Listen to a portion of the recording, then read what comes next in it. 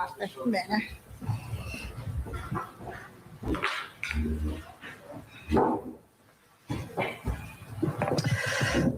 Buongiorno, siamo puntuali, insomma 5 minuti di ritardo. Oggi ci sono io assieme al professore Palù che, come vedete, non c'è il presidente perché ha una videoconferenza con le regioni e quindi non riusciva oggi a essere presente. Io farò la prima parte legata appunto agli soliti, insomma, illustrazione dei cartelli e quindi il bollettino quotidiano, poi vi dico un paio di cose rispetto alla conferenza delle regioni che c'è stata ieri e poi lascerò insomma ampio spazio al professore che ci parlerà di varianti insomma e anche di altre questioni, e poi sono convinta insomma che voi avrete molte domande da fare visto che abbiamo insomma un ospite illustre che potrà darci anche delle risposte puntuali e specifiche. Allora iniziamo con il bollettino. Tamponi molecolari 5.085.938.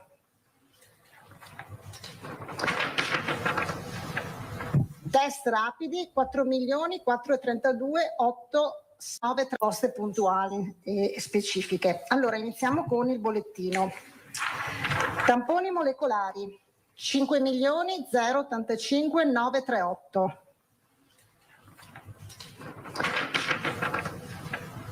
Test rapidi 4.432.896. I positivi delle ultime 24 ore sono 850, che rapportati ai tamponi effettuati nelle ultime 24 ore, che sono quindi 38.306 tamponi effettuati nelle ultime 24 ore, 850 i positivi trovati, ci danno un'incidenza del 2,21.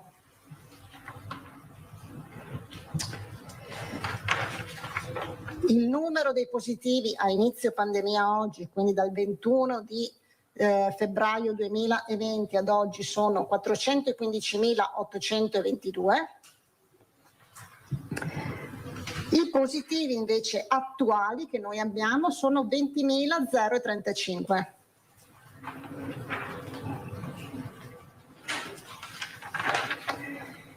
I numeri invece rispetto alla degenza ospedaliera sono numeri, come vedete, molto buoni. 1.281 che sono i ricoveri totali Covid, con un meno 55 nelle ultime 24 ore. Che si suddividono così: nell'area non critica 1113, meno 50,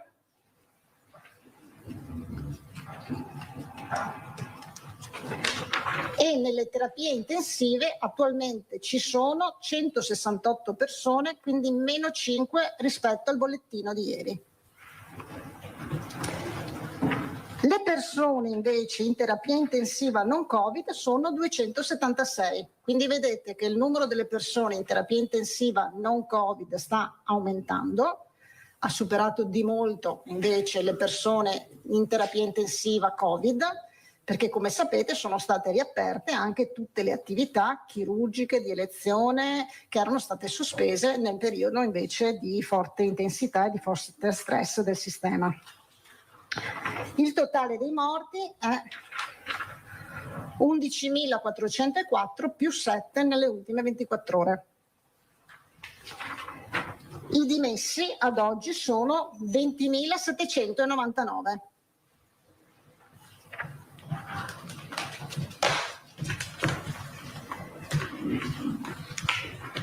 Oggi, voi sapete, è anche giornata in cui noi abbiamo i primi numeri per quanto riguarda la cabina di regia che ci sarà domani, che quindi ci darà la classificazione delle regioni rispetto alle varie aree, quindi numeri che poi saranno comunque confermati dalla cabina di regia che c'è il venerdì, e i numeri che la nostra prevenzione ci ha fornito sono un RT del 0,95,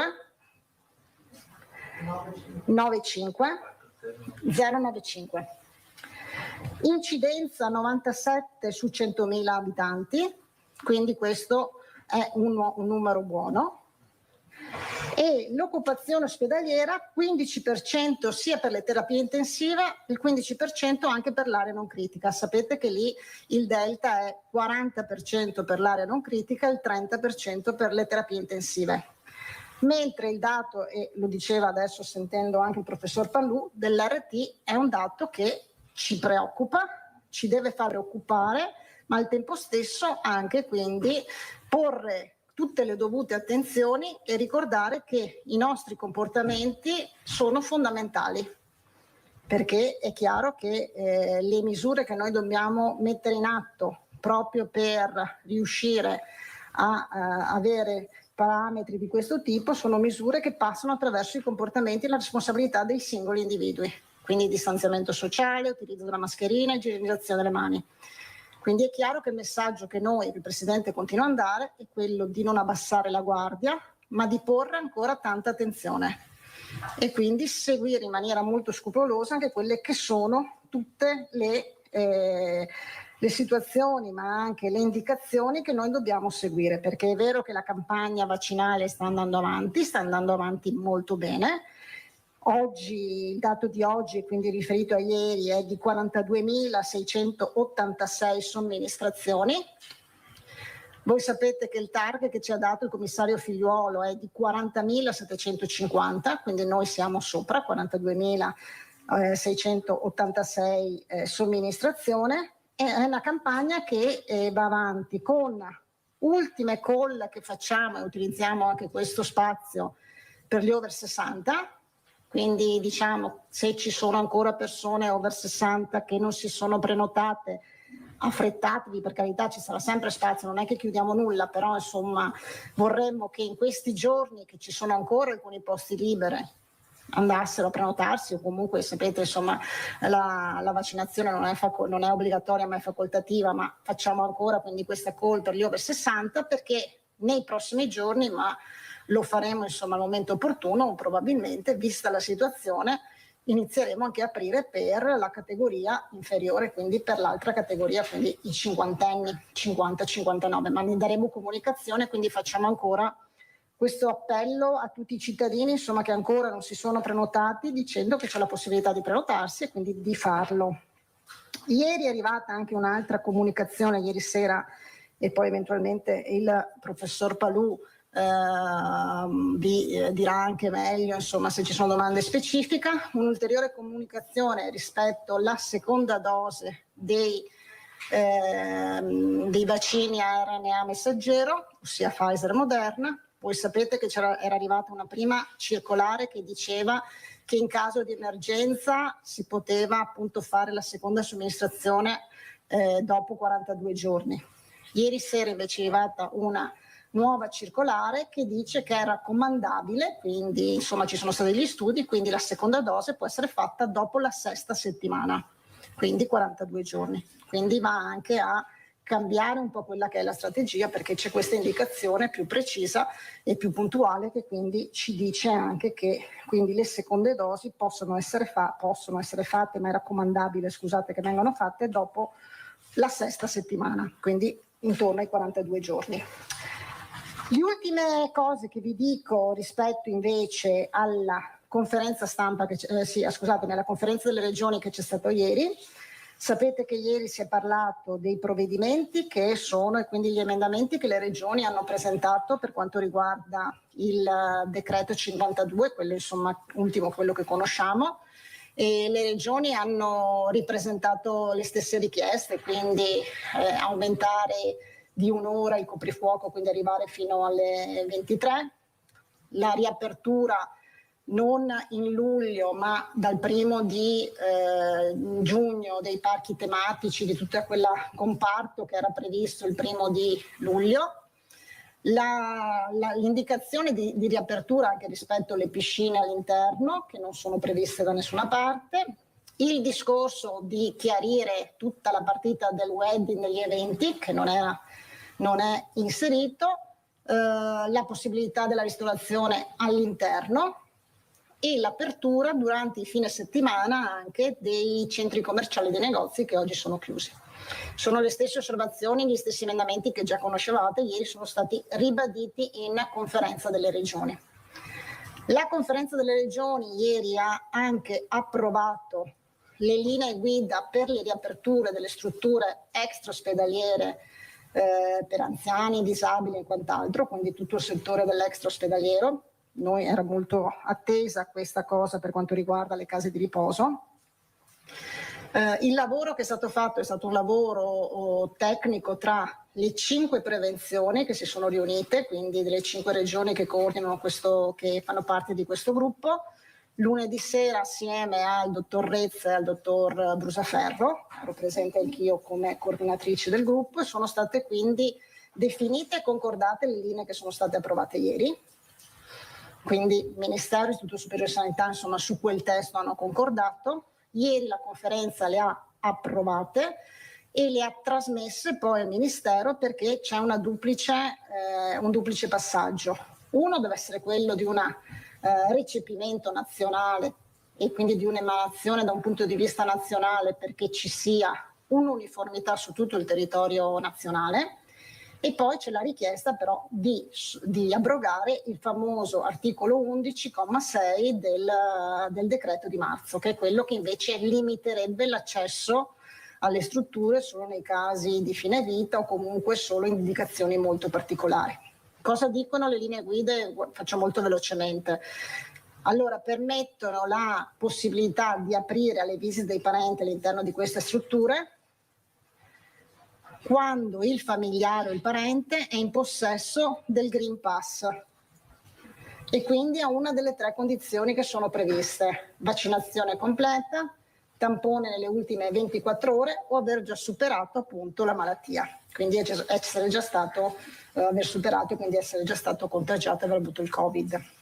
Ci sono le indicazioni per l'interno, l'esterno, insomma la checklist all'entrata del familiare, massimo 2 persone per ogni ospite, la possibilità anche di, in casi specifici, ma comunque su raccomandazione, di fare la visita anche nei reparti di degenza qualora l'ospite non possa muoversi oppure ci siano situazioni di un certo tipo.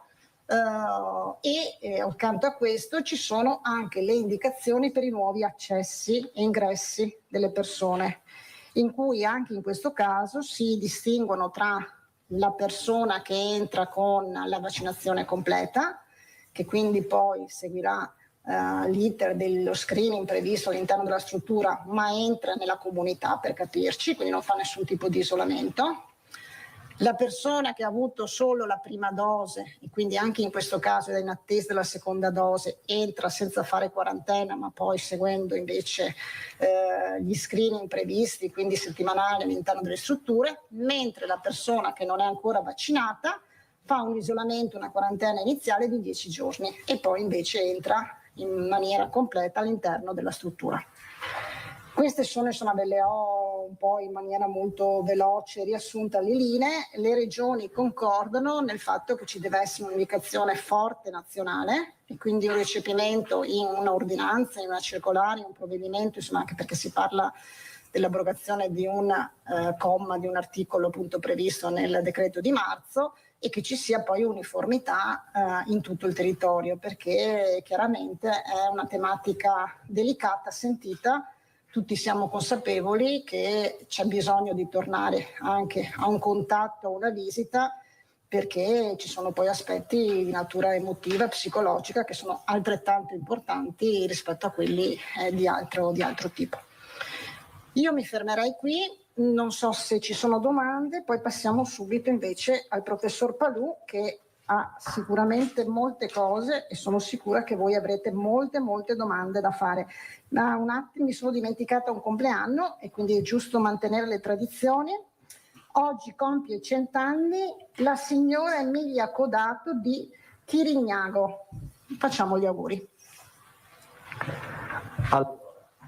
Abbiamo Zambon, gente veneta. No, io aspetti il professor Palù e Guidone. Avanti, prego. Buongiorno. Assessore, volevo chiederle se abbiamo un dato definitivo dei sanitari che ancora non si sono vaccinati. Non ce l'ho, stanno portando avanti tutte i vari step, diciamo, previsti dall'articolo 44. vediamo di fornirvelo, insomma non ce l'ho qui il dato. Ce la facciamo per oggi secondo Sì, va lei? bene, proviamo Perfetto. a recuperarlo per oggi pomeriggio e poi tramite Carlo ve lo comunichiamo. Grazie, anche perché sembrano pochi in realtà da quello che sentiamo USL per USL. Le faccio altre brevissime domande senza perdere troppo tempo. Lei diceva che si sta per aprire il 50-59 per le vaccinazioni, ci dicono che Venezia già domani parte. Le chiedo se ci sono anche altre USL che sono già così non avanti. mi risulta, non sapevo sta cosa di Venezia, però non mi notizia. risultano. Abbiamo fatto un incontro stamattina in cui abbiamo fatto il punto della situazione, quindi abbiamo visto USL per USL come sono le prenotazioni, se ci sono posti liberi, abbiamo concordato appunto di fare questo richiamo ulteriore e poi invece di procedere con l'apertura uniforme su tutto il territorio. Quindi nei prossimi giorni. Adesso non lo so, Venezia se ha già aperto le prenotazioni. Così ci dicono i colleghi di Venezia. Mi sembra strano che abbia aperto le prenotazioni. Ok, Facciamo perché una l'idea verifica. è di partire in modo uniforme. Uguali in tutta la regione Veneto e in tutte le aziende sanitarie. Perfetto. E a proposito di aziende di altro tipo, avete un'ipotesi temporale per le vaccinazioni in azienda? Perché alcune sono pronte dal 15 aprile, ci segnalano, abbiamo il laboratorio pronto, penso all'ERMEC veronese, ma non solo. Lo sappiamo, su questo c'è un tavolo, mi sembra che si riunisce anche domani, nazionale, facciamo parte anche noi, il dottor Mongillo e la dottoressa Russo fanno parte di questo tavolo, perché le regioni hanno chiesto anche ieri insomma, che ci sia un'indicazione uniforme nazionale. anche qua nazionale, perché sennò poi voi capite è difficile gestire se ci sono settori specifici, se non ci sono, oppure se possiamo partire in contemporanea. Quindi aspettiamo che ci siano indicazioni, sappiamo che molte aziende sono già pronte e appena avremo queste indicazioni anche noi poi possiamo dare la partenza. Ultimissima cosa però, non so se forse possiamo chiederlo al professor Palù, questo RT che è in controtendenza rispetto agli altri indicatori. Poi lo chiediamo al professor Palù, grazie. mi sembra sia sicuramente molto più appropriato della sottoscritta per rispondere. Grazie. Malavasi. 3 domande. Dunque, il decreto riaperture dice che si riaprono sagre, si riaprono i congressi, i convegni appunto il 15 giugno, il 1 luglio. Non si parla mai di sagre. Mi pare anche una circolare successiva del Ministero non ne parli. Allora, chi sta organizzando, chi in genere organizza sagre, parrocchiali, non parrocchiali, paesane, eccetera, si domanda, ma a noi quando toccherà, quando potremo riaprire? Ha qualche informazione in più? C'è possibilità anche che la Regione possa chiarire questo tema che rimane nel limbo? Hanno ragione, nel senso che chiaramente se uno deve organizzare attività è corretto e giusto che ci siano le informazioni giuste, puntuali, corrette. Non ho novità e quindi non ho aggiornamenti su questo settore, ma possiamo sicuramente, insomma, le interlocuzioni che ci sono, insomma, sono interlocuzioni quotidiane rispetto anche a queste tematiche delle riaperture e osservazioni, possiamo farlo presente in modo che ci sia un pronunciamento anche su questo. Grazie. C'è un'altra zona grigia un po' opaca, simile, che è quella dei circoli culturali ricreativi. Allora, secondo il DPCM del 2 marzo, quelli che hanno anche attività tipo bar, per esempio, insomma, possono riaprire perché sono considerate come attività commerciali. Però ce ne sono altri di circoli ricreativi, penso quelli parrocchiali, che non sono attività commerciali, sono attività, come dire, parallele a quella principale. Queste non sono ricomprese e non sono considerate in nessuna normativa, insomma, e quindi tendenzialmente non aprono per precauzione, però insomma magari in alcune zone sono anche le uniche strutture di sollievo di questo tipo che si aprono la domenica. Le regioni nel pacchetto di linee guida che noi abbiamo redatto e poi approvato in conferenza, mi sembra la conferenza forse del 28 di aprile e poi trasmessa sempre al Ministero, ci sono, noi abbiamo lavorato anche per i circoli culturali e sociali, consapevoli dell'importanza che hanno anche in alcune zone. Quindi alla pari possono riaprire. Noi abbiamo dato chiaramente, abbiamo chiesto anche con il supporto di alcune linee guida ben definite ed è una delle tematiche che è inserita tra le richieste che le regioni hanno fatto. Ah, quindi tra le richieste non c'è ancora la risposta definitiva.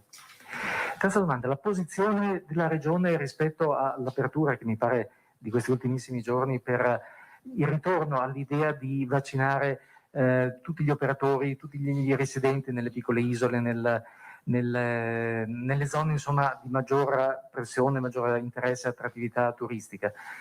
Il Presidente si era detto, mi pare a suo tempo, non particolarmente favorevole. Si ritorna su questa posizione, si torna indietro, si cambia idea? No, allora io ribadisco la posizione che aveva manifestato il Presidente, nel senso noi abbiamo la volontà di mettere in sicurezza tutto il Veneto e non una parte del Veneto. La giustificazione con cui si sta parlando su queste isole si dice anche perché sono isole a volte che non hanno un presidio sanitario, non hanno un presidio ospedaliero e sono anche con pochi abitanti, quindi anche onde evitare lo spostamento di persone. È chiaro che con l'arrivo di quantità di vaccini importanti come quelle insomma che ci dicono riusciremo anche ad aprire, e noi vorremmo fare questo insomma a un po' tutta la popolazione, quindi per quanto ci riguarda la campagna continua in questa direzione.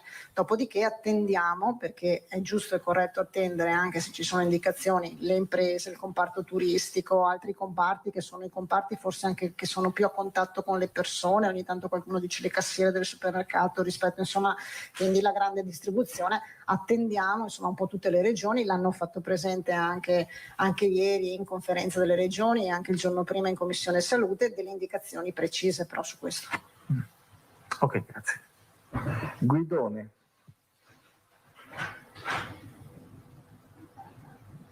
Sì, buongiorno Assessore.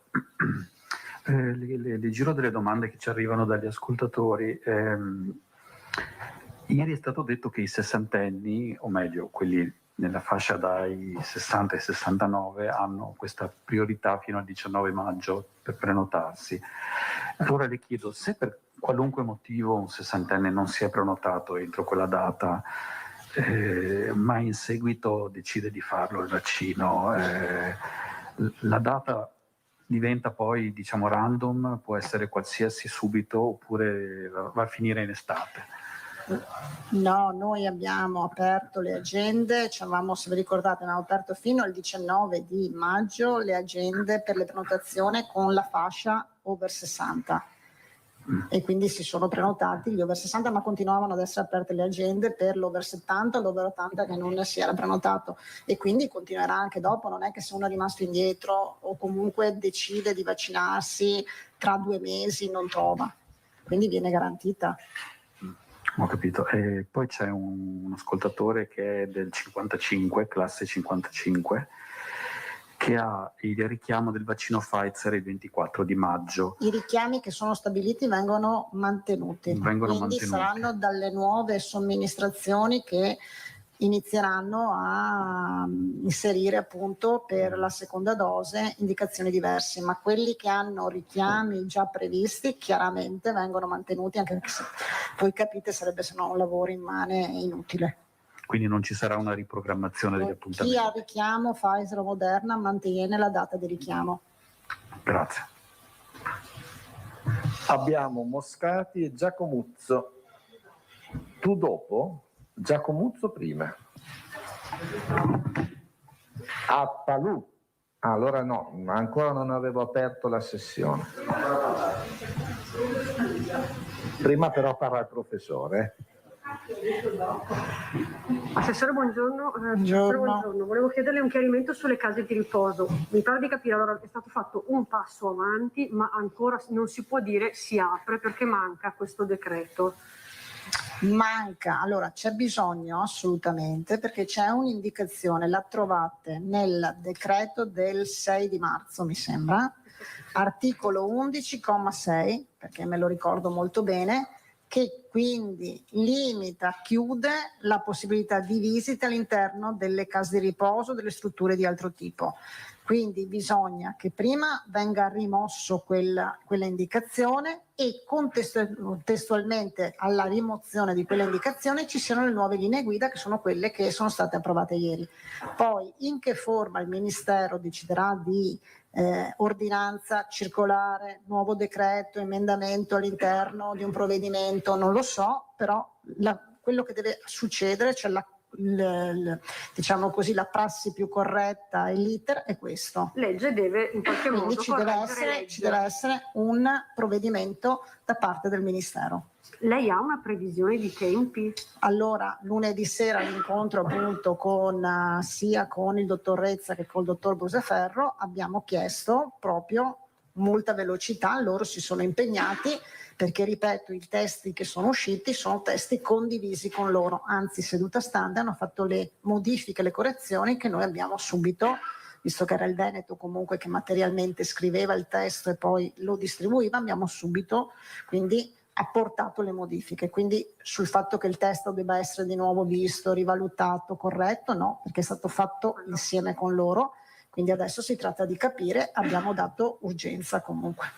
Chiesto, non c'è intenzione da parte della Regione di fare un allungo o ha spazi di libertà di movimento autonomo la Regione su questo tema? Voi sapete che la Regione all'interno delle strutture non è l'ente che gestisce le strutture, ma sono le strutture che hanno autonomia e le strutture possono decidere in autonomia, tante hanno riaperto anche le visite, ma sono loro stesse che ci chiedono che ci sia un fondamento giuridico e legislativo e quindi io credo insomma che sia importante che ci sia questo. Siamo tutti intenzionati, nessuno credo che non abbia la volontà o l'intenzione di arrivare a questo insomma nel più breve tempo possibile. Allora a questo punto io lascerei la parola al professor Palù che farà un'introduzione sulla base di alcune slide, quindi adesso troverò il modo per accontentare le TV, ma anche noi, ecco, non proprio buio, troviamo un mix, ecco, un mix efficiente, grazie. Allora, intanto io ringrazio il professor Palù perché arriva direttamente da Roma, quindi insomma dovevamo averlo qua, voi sapete già lunedì, ma lunedì poi c'era un CDA, non riusciva ad essere qui presente, invece oggi insomma è arrivato adesso insomma da Roma, quindi lo ringrazio perché riuscirà anche a darci tutta una serie di indicazioni molto precise sulle tematiche che sentiamo, varianti, quant'altro, e anche poi rispondere, sono sicura, insomma, alle domande anche rispetto a quanto insomma è stato chiesto e sottolineato anche durante il mio intervento. Quindi io lascio il posto al professor Palù per venire qui perché altrimenti le televisioni non lo inquadrano. Devo cambiare mascherina? Devo cambiarlo.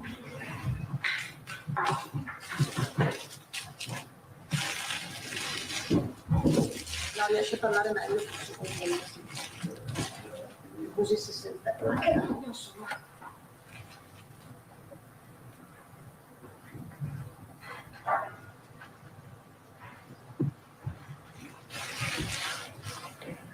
Allora, buongiorno, grazie Assessore. Ho accettato volentieri l'invito del Presidente Zaia di venirvi a parlare di varianti perché credo sia un tema importante e io vi parlerò come un virologo affronta questo argomento, cioè un approccio di studio e che cosa significano le varianti e vi devo subito dire che quando si parla di varianti virali bisogna conoscere qual è l'origine del virus, come evolve, i suoi rapporti con l'ospite e variante non significa che sia collegata a un processo patologico o a una virulenza, cioè a un grado di aggressività del virus. È un fenomeno che andrebbe considerato dal punto di vista naturale, quindi come una costante che ogni virus ha.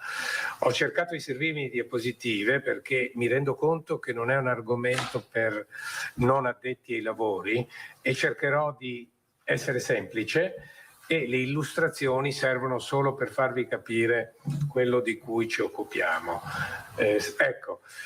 Questa è... Stiamo parlando dal gennaio 2020 di come si è evoluto questo virus e qual è la sua origine e la vedete in basso dove si parla di 2019 nCoV e lo vedete vicino a un pipistrello. Cos'è quel pipistrello? È un Rhinolophus sinicus, cioè sarebbe un pipistrello che ha la zampa di cavallo, sarebbe un horseshoe bat, Rhinolophus sinicus, che ha un uno dei tanti virus, perché ne ha tanti di questi virus, che sono correlati alla SARS, che la vedete in cima, il virus della SARS del 2002, lo vedete là in alto, a cui è simile per l'80% del genoma, ma ne ha centinaia questo di SARS coronavirus, che sono virus che infettano i mammiferi, genere alfa e beta, e gli uccelli, gamma e delta. Ne ha così tanti che qualcuno arriva ad essere simile al 98% come SARS-CoV-2, responsabile del Covid-19, che non è però più in grado di infettare le cellule di pipistrello. Quindi è un virus che già si è evoluto, sicuramente quello è l'ospite naturale, e lo sappiamo che pipistrelli e soprattutto altri piccoli mammiferi come i topolini e i ratti sono il serbatoio di questi virus, e sappiamo anche che questi virus passano da questi animali attraverso un ospite intermedio all'uomo, così è sempre avvenuto. Sembra di no in questo caso. Allora, per dirvi che la prima complessità che trovate è la complessità del genoma. Guardate quanti genomi ci sono lì e vedete in rosso in basso i virus che sono stati sequenziati nei laboratori, in 5 laboratori cinesi, proprio all'inizio di gennaio. E una settimana dopo, pensate, una piccola società che io ho visto nascere quando ero a Boston, si chiama Moderna, aveva già il vaccino pronto sulla base di una sequenza di genoma che originava dai cinesi, perché è poco da dire, il virus è cinese, perché è lì che è nato, è lì che si è sviluppato. Bene, ecco, e alla fine di gennaio un altro ricercatore, un virologo vero, che io ho visto perché ho partecipato al suo dottorato di ricerca quando era a Francoforte, si chiama Christian Drostein, dopo neanche una settimana, anche lui, sulla base di questa sequenza, aveva sviluppato la cosiddetta PCR, quello che si chiama il test molecolare, che cosa? Utilizzando quella sequenza pubblicata. Vi ricordo che questo test, che oggi definiamo il test di riferimento, in realtà non è nato come gold standard, perché è nato su una sequenza pubblicata, non su un virus purificato. Quindi quando stiamo parlando di evidenze scientifiche, dovremmo dire che un gold standard, e vi faccio una domanda, per voi qual è il gold standard della gravidanza? È il test di gravidanza? Che misura le gonadotropine corioniche? Qual è? Il pancione. Quello è il gold standard. Quindi in ogni test diagnostico ci deve essere un riferimento o clinico o laboratoristico. Nella virologia di solito è l'isolamento del virus, ma qualche volta può essere il PCR perché è più sensibile. Ma vi ricordo che questo test è nato senza un gold standard. E quindi guardate questa complessità.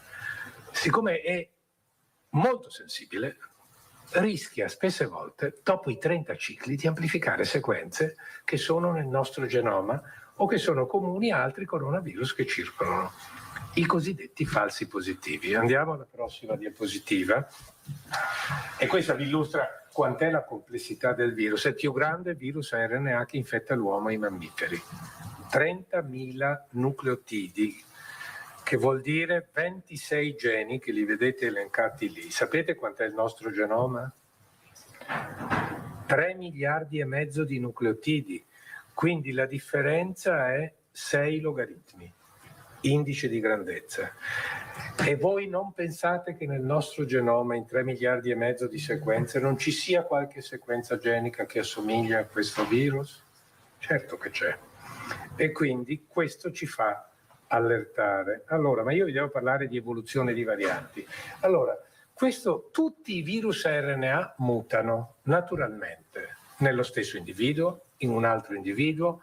Quanto più dura l'infezione in un ospite, vi cito il caso dell'HIV, dell'epatite C, addirittura uno stesso organismo umano alberga centinaia di virus diversi, pur essendo stato infettato da una sola specie o quasi specie.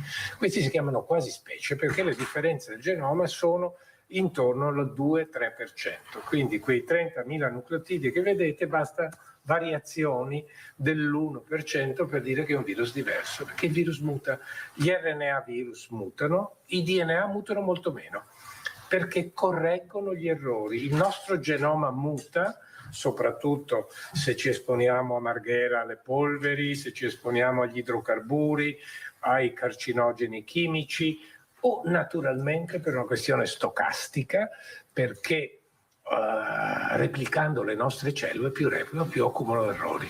Ebbene, questo virus invece, diversamente da tutti gli altri virus a RNA, vedete, ha questo genere, vedete questi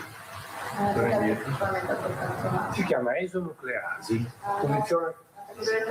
Non devo toccare. L'esonucleasi, sapete cos'è quello? È un enzima che ripara gli errori.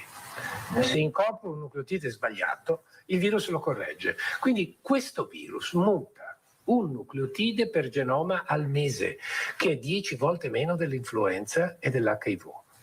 Quindi la variante nasce spontaneamente, anche se in questo virus è ancora più difficile che insorga, però insorge. E poi sotto vedete un altro meccanismo. Vedete quelle due filamenti, uno si chiama accettore e donatore, cos'è quello?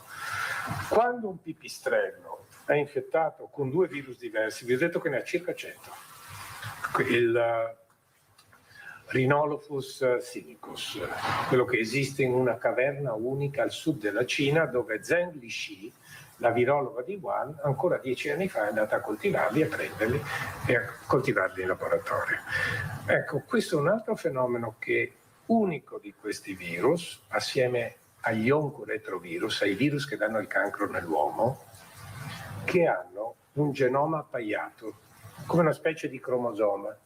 Hanno un genoma diploide, si chiamano, due coppie dello stesso genoma. Questi virus invece hanno una sola coppia, ma quando virus diversi infettano la stessa cellula possono ricombinare. E dove ricombinano? Vedete tutte quelle lunghe sequenze, sono 26 se le contate, CORF1, ORF1B, 3, 4, 5, 6, sono 26 geni. Bene, ognuno di quei geni comincia con una sequenza simile, quindi quando due virus entrano nella stessa cellula, la replicazione virale, che si chiama RDP o il numero 12 che è scritto lì in giallo, cosa fa? Salta da un filamento all'altro. Avviene quello che normalmente durante la meiosi, quando nei nostri, cellule germinali il numero di cromosomi, ne abbiamo 26, diventa 23, 46 diventa 23, si scambiano nelle zone di omologia. Ecco un altro meccanismo, quello che fa sì solitamente che questi virus del pipistrello possa infettare un altro mammifero, lì si incrocia con il virus di quel mammifero e poi va all'uomo. Quindi queste sono le varianti. Ecco come variano. Per meccanismo naturale passi all'evoluzione, cerco di stare più rapido. Questo è un lavoro che vi faccio vedere dell'aprile 2020 che diceva, vedete, questo è il genoma, sono 30.000 nucleotidi, quelli sono tutti i geni, vedete che non c'è una zona dove il virus naturalmente non muti. E se voi coltivate un virus in cellule o un soggetto immunodepresso, come sembra essere accaduto, lo alberga cronicamente, voi sapete che ci sono quelle positività croniche dove? Nei soggetti immunodepressi. Quel virus può mutare di più. E e mentre muta si adatta sempre meglio all'organismo che è infettato, perché un virus è un parassita obbligato e ha bisogno delle nostre cellule.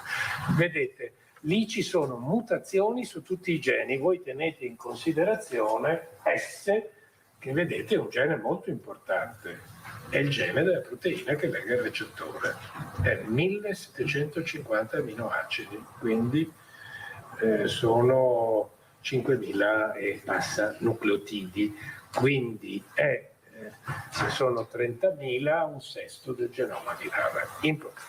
La prossima vi fa vedere invece, e questo è sempre lo stesso lavoro, che diceva,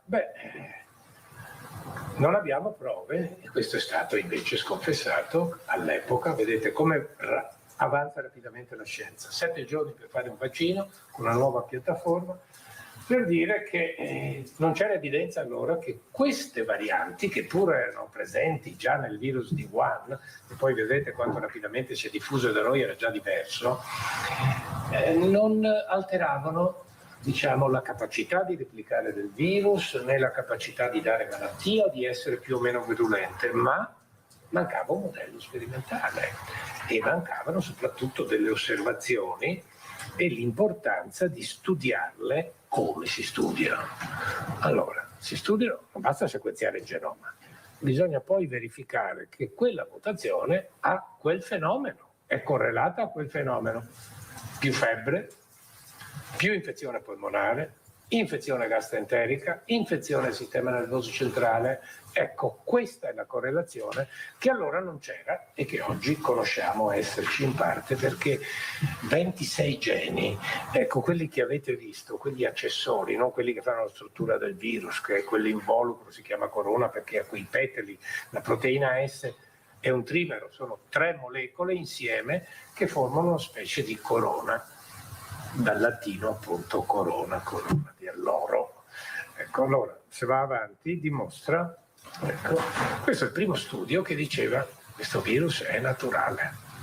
Come si fa a dire? È naturale, ha dei cambiamenti, però non poteva non negare, è un lavoro pubblicato da Anderson, che è un virologo della costa occidentale degli Stati Uniti di Seattle, aveva studiato attentamente il gene S e si era accorto, vedete, che il gene S è fatto di 2 subunità, S1 e S2, 1000 e tanti aminoacidi, che nella porzione che lega il recettore, che va dai 400 a 510 aminoacidi, sui 1100 e tanti, c'erano delle sequenze uniche che legavano perfettamente, c'erano delle sequenze uniche diverse dal virus del pipistrello, assomigliavano al virus del pangolino, ma che rendevano questo virus in grado di legare molto bene il recettore ACE2, che è lo stesso della SARS-CoV del 2002 ed è lo stesso del virus NLS3 63 scoperto nel 2003 del raffreddore.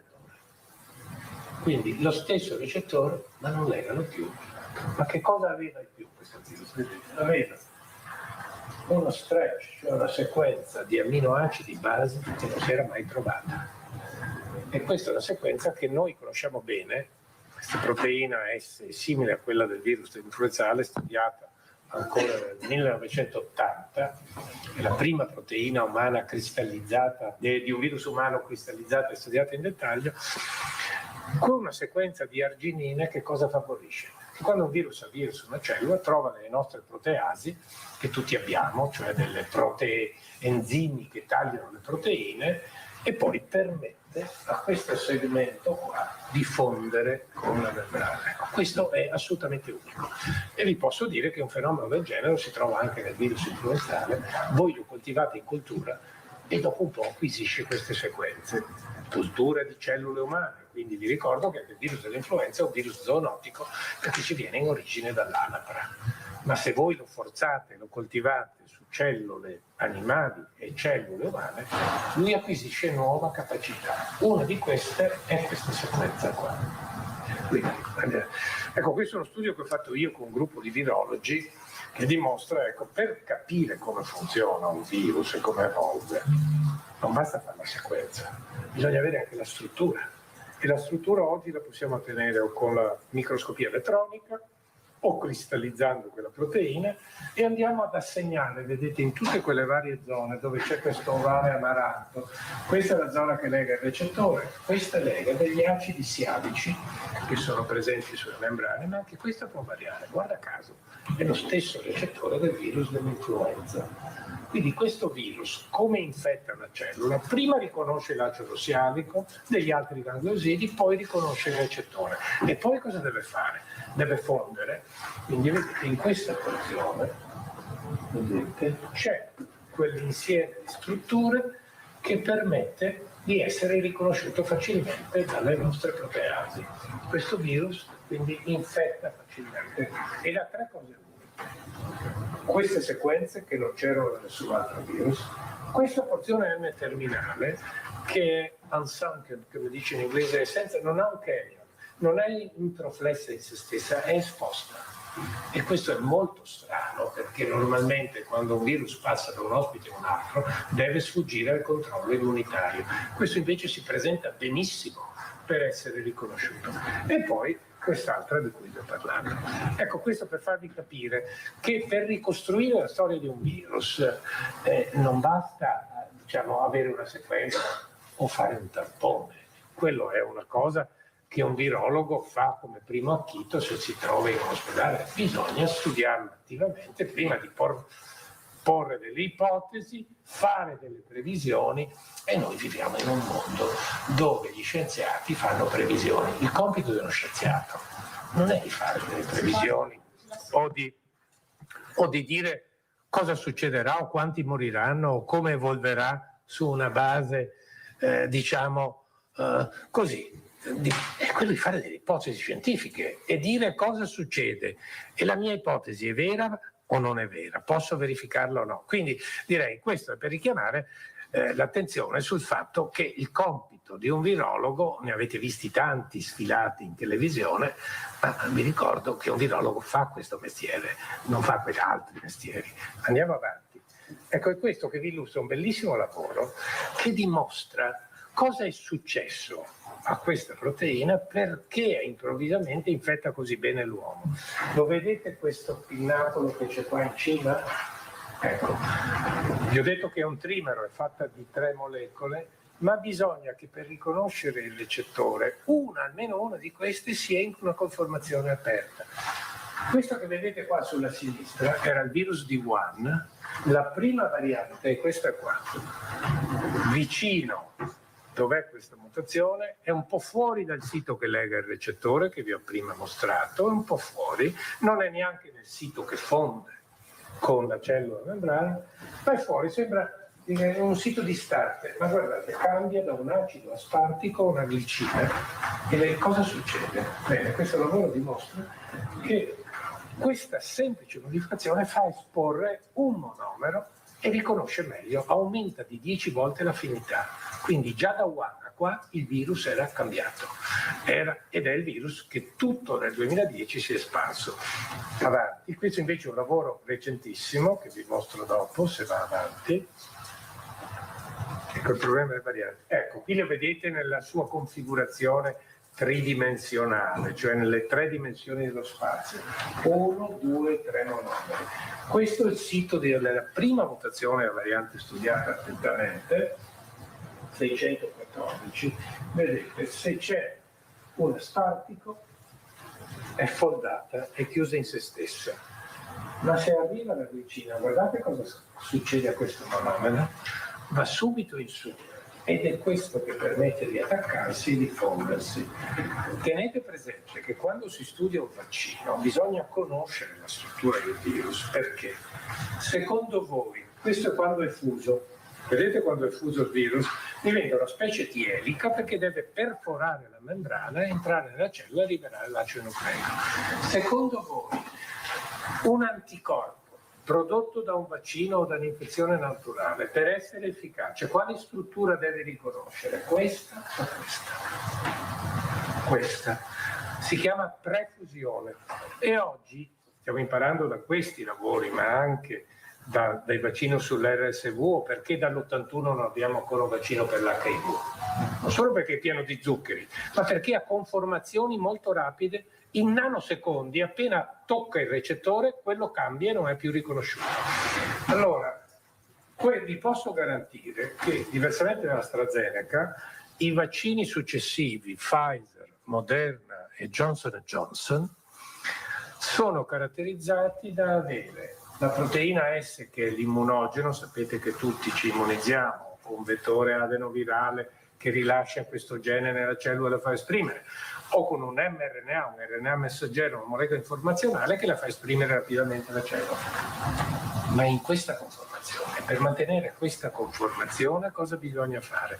Bisogna mutagenizzare un altro sito qua vicino, e questo l'abbiamo imparato con il vaccino del virus respiratorio sinciziale, che è quello che daremo ai nostri bambini, che è una delle prime cause di morte per i bambini per bronchiolite. Quindi la cosa importante, questo per dirvi, ecco, sto cercando di farvi capire quanto importanti siano le varianti e cosa ci stanno insegnando e che dobbiamo monitorarle per seguire come funzionano i nostri farmaci, i nostri vaccini o come evolve.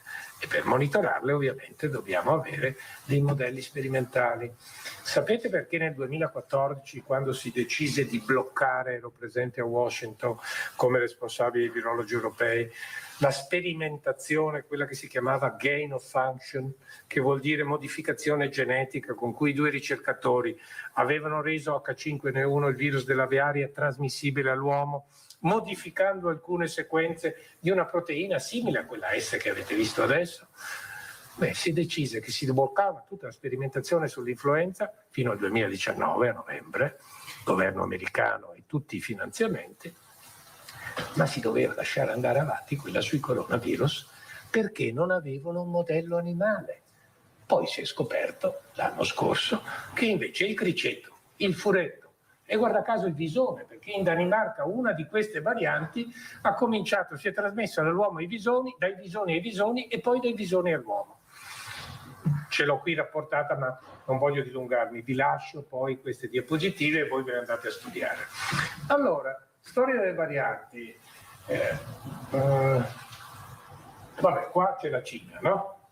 Arriva, vedete, in Italia, e già con la 614, continua a mutare, Francia, Spagna, poi abbiamo avuto la Spagna, la variante cosiddetta spagnola, perché si è consumato in Europa, diciamo, l'esplosione, dopo che la Cina probabilmente, forse quello che ci dice, ecco la complessità del genoma, il genoma ci dice da quando un virus è adattato all'uomo, basta che noi facciamo un albero filogenetico e questa analisi ci dice che almeno da settembre 2019. Quindi vi ricordo che nel 2002 i cinesi sono stati zitti per 6 mesi prima di denunciare che c'era il virus della SARS e qua come minimo 3 mesi. Quindi allora, e qui che vedete sono la brasiliana, non c'è la nigeriana, c'è la sudafricana, c'era ormai la variante californiana, la variante di New York, la variante giapponese, la variante indiana. Andiamo avanti velocemente perché questo ve lo lascio a voi per studiare quante mutazioni fanno, ma per dirvi, vedete che qua c'è stato il caso del bisone, torno indietro, aveva questa mutazione da una tirosina a una fenilalanina, molto vicino al sito di binding del recettore. Allora, guardate, queste sono mutazioni tutte studiate o quasi tutte, tranne questa, su uno dei 26 geni, che è quello che è più importante. Ma non è detto che gli altri non siano importanti. Un virus che è più grande genoma tra i virus a RNA, sapete a cosa li usa gran parte dei suoi geni? Per antagonizzare la risposta immunitaria, bloccare l'interferon, bloccare l'autofagia, bloccare l'apoptosi, bloccare la presentazione degli antigeni con cui lui si presenta nelle cellule infettate per evadere le risposte.